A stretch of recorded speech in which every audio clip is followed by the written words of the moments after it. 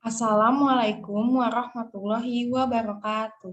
Nama saya Hana Kusumastuti dari kelas 3F NIM 240 15401. Saya ingin menjelaskan pemanfaatan antibodi terhadap COVID-19. Antibodi adalah protein yang dihasilkan dan dilepaskan oleh sel B yang sudah teraktivasi. Mekanisme antibodi. Ada 5 mekanisme antibodi. Yang pertama, aktivasi komplement. Yang kedua, opsonisasi. Yang ketiga, netralisasi.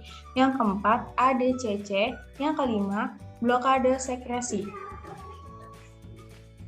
Antibodi poliklonal adalah antibodi terhadap suatu antigen secara spesifik yang dapat mengenali lebih dari satu epitop antigen tersebut.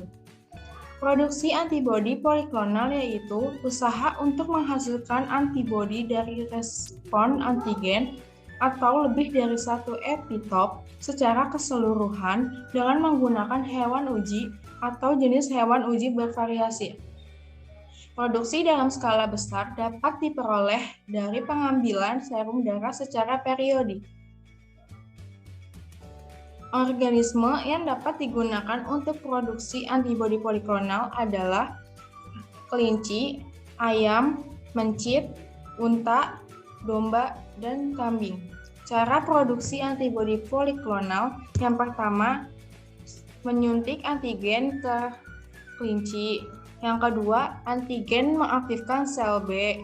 Yang ketiga, sel B plasma menghasilkan antibodi poliklonal. Yang keempat, dapatkan sampel serum dari kelinci yang mengandung antibodi poliklonal. Kelebihan dan kekurangan. Kelebihannya yang pertama relatif lebih mudah, cepat, dan murah. Yang kedua, hewan uji yang digunakan jenis bervariasi seperti ayam, mencit, tikus, kelinci, kambing, dan kuda. Yang ketiga, relatif lebih mudah, cepat, dan murah. Kekurangannya yang pertama, kurang spesifik atau antibodi dengan berbagai jenis antigen binding site. Yang kedua, harus melalui proses pemurnian atau purifikasi karena tercampur dengan antibodi jenis lain. Yang ketiga, untuk teknik imunokimia sering timbul reaksi silang atau cross reaction. Antibodi monoklonal adalah kumpulan antibodi terhadap suatu antigen yang dapat mengenali hanya dari satu epitop antigen tersebut. Teknologi antibodi monoklonal disebut juga dengan teknologi hibridoma, dikenalkan oleh George Kohler dan Cesar Milstein pada tahun 1975. Penemuan tersebut memudahkan pembuatan antibodi untuk terapi dan diagnostik.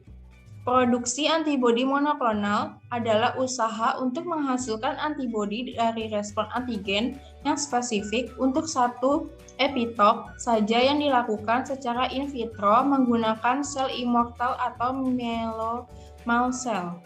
Memiliki sifat lebih spesifik dibandingkan dengan antibodi poliklonal karena dapat mengikat satu epitop antigen dan dapat dibuat dalam jumlah tak terbatas. Antibodi monoklonal dibuat dengan cara penggabungan atau fusi dua jenis sel yaitu sel limfosit B yang memproduksi antibodi dengan sel kanker atau sel mieloma yang dapat hidup dan membelah terus-menerus. Hasil fusi antara sel B dengan sel kanker secara in vitro disebut dengan hibridoma. Cara produksi antibodi monoklonal. Yang pertama, mencit disuntik antigen agar menghasilkan antibodi. Kemudian, sel penghasil antibodi diambil dari limpa mencit, lalu sel kanker diambil dari jaringan kanker. Lalu sel kanker dikultur, kemudian sel penghasil antibodi dan sel kanker difusikan. Maka terbentuk sel hibridoma. Sel hibridoma dikultur, kemudian sel hibridoma penghasil antibodi diperbanyak. Maka antibodi monoklonal produk dari sel hibridoma diambil dan disimpan. Kelebihan dan kekurangan. Kelebihannya yang pertama lebih spesifik atau antibodi dengan satu jenis antigen binding site. Yang kedua, dapat digunakan langsung dari cairan ACTES. Yang ketiga, untuk teknik imunokimia lebih baik hasilnya. Kekurangannya yang pertama, relatif lebih lama atau memerlukan ketekunan dan mahal. Yang kedua, harus melalui proses pemurnian atau purifikasi karena tercampur dengan antibodi jenis lain. Yang ketiga, hewan uji yang digunakan terbatas. Sel mieloma yaitu sel yang memiliki kemampuan untuk terus tumbuh secara terus-menerus disebut immortal cell.